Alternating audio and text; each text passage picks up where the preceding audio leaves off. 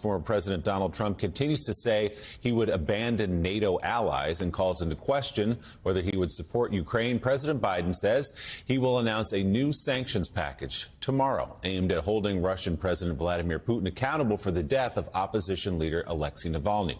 That would follow the new round of sanctions the European Union just approved. Meanwhile, European allies are watching to see if Speaker Mike Johnson will bring up for a floor vote the Senate-passed bill that includes aid to Ukraine.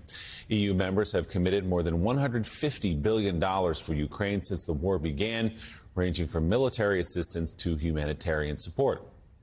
At the Munich Security Conference last week, Ukrainian President Volodymyr Zelensky spoke about the strength of the alliance.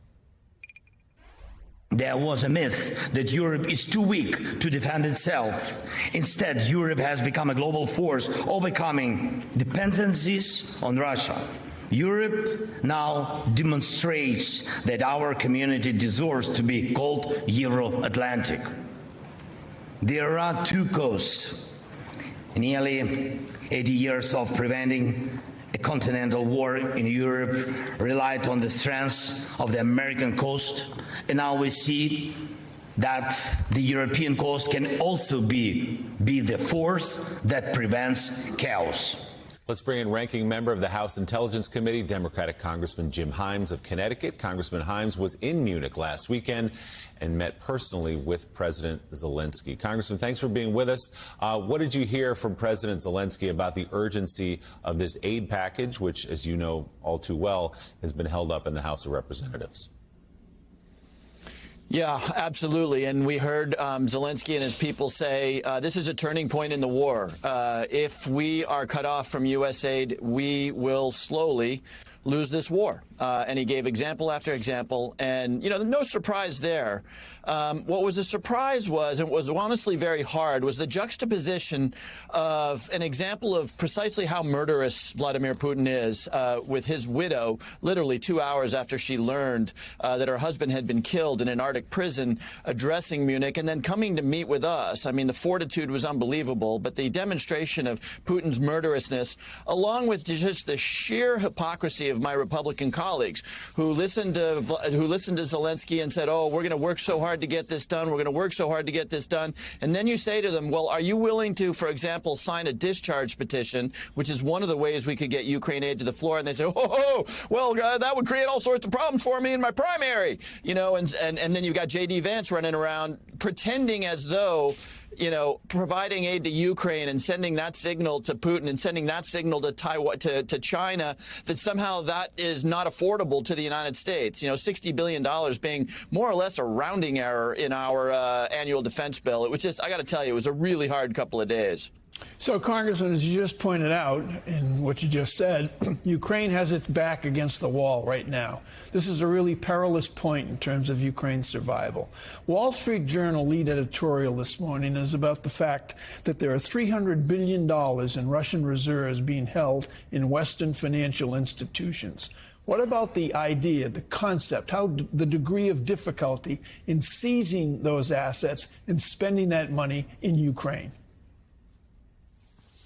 Well, I think that will ultimately be the answer, and that conversation came up a lot. And by the way, it's a little hard for Americans to go to Munich with the, you know, Danes emptying out their artillery inventories, with the EU stepping up much larger than the United States is stepping up. It's hard to then look at Europeans in the eye and say, hey, you guys are holding that money, you got to hand it over. You know, they look at us and they say, well, wait, you guys seem to be doing the work of Vladimir Putin. But where the Europeans are right now is that they have decided that they can pay the interest on that money. That's about $4 or $5 billion a year to the Ukrainians, but they're not there yet with respect to turning over the principal. I think at the end of the day, when all is said and done, that will be the answer. But, you know, the argument the Europeans make is that this is a fight between countries that believe in the rule of law and Vladimir Putin, who observes no laws. So we've got to be particularly careful about observing the law, and they're not wrong about that. And as I said before, you know who doesn't have any credibility at that table is the country that can't seem to get out of its own way and provide a tiny amount of aid that would make all the difference to the Ukrainians. Well, and Congressman, Steve Rattner was on earlier today. We were talking about aid to Ukraine. how much we spend, how much European countries spend. You have Donald Trump running around lying, talking about how they're not doing their share, and big countries saying, oh, we're not going to do our 2%, we're not going to do our share. Steve Ratner pointed out to us a couple of fascinating facts. When it comes to percentage of our GDP, the United States funding for Ukraine is 0.3%. 0.3%. That ranks us. Are you ready? Are you ready from the allies? That ranks us number 31 in terms of how big supplies we're giving to the Ukrainians. So 31. We rank 31. And then the thing that for the J.D. Vances of the world is saying, oh, we need to spend the money here in the U.S. We don't need to be spending the money all over. Well, that's a lie, too, because as Ratner says, about 2/3 of that $61 billion, about 2/3 of it goes to U.S. companies, goes to U.S. suppliers. 2/3. 2/3 of that money, of that bill, goes to American companies. And so, again, their lies fall flat, whether it's Donald Trump lying about other countries not doing their part, our senators and House members, Republicans, lying about the fact that this is a giveaway to Europe. It's just not. Yeah, and remember, Joe, the other thing, you're absolutely right about that. Again, on a relative basis, we're pretty squishy compared to the Europeans, right? Compared to the size of our economy, compared to per capita donations. The other thing that I've been dealing with for weeks, if not months, is this argument, and every Republican says it, which is that we need to secure our border. And until we secure our border first, we shouldn't be worried about the Ukrainian border. That's their talking point. Well, guess what? This whole idea that we can't do both at once. We are a country that runs a Medicare program, a Medicaid program, a space program, a foreign aid program. You know, we're helping the Taiwanese. We're doing 1,000 things around the world. And yet the Republicans have somehow decided that there's a trade-off between helping Ukraine and helping the border. So, yeah, let's fix the border. What if we came up with a Senate bill that got strong bipartisan support that Mitch McConnell would say was the best deal they're going to get, better than the deal they would get if Donald Trump was president? What if we did that, Joe? Oh, wait a minute. We did do that a couple of weeks ago. And the Speaker of the House and House Republicans said, sorry, we're not going to do that. And you know why they said that? Because they would much rather run in November on chaos in the border than actually even genuflect in the direction of solving the problem at the border. And what did Trump admit? He admitted just that. He said, blame it on me. I don't want, admitted this. I don't want the border problem fixed. Mm-hmm. I don't want it fixed. Let the fentanyl come over for the next year. Let illegal immigrants come over for the next year.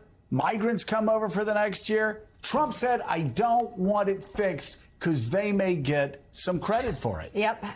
Ranking member of the House Intelligence Committee, Democratic Congressman Jim Himes of Connecticut. Thank you. And they're already campaigning on the lie that Biden didn't fix the border. Right. When he could have, but Republicans wouldn't let him. I'll tell you what, you look at what Jim Lankford said. Yeah. I know. One of the most conservative Republicans in the Senate, when he got to the floor, it was incredible.